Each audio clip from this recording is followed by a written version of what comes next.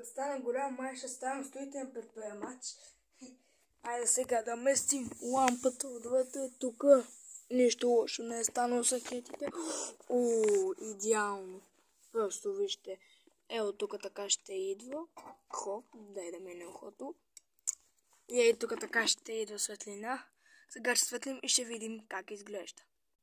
Ето даже тук на кръчето на този човек на статуята се направих закачалка за това. Включваме го и вече имаме светлина. И пак ще го пуснем така бавно да сменя цветовете. Сега вече изглежда яко. Обаче, още сме готови за красата, да продължаваме.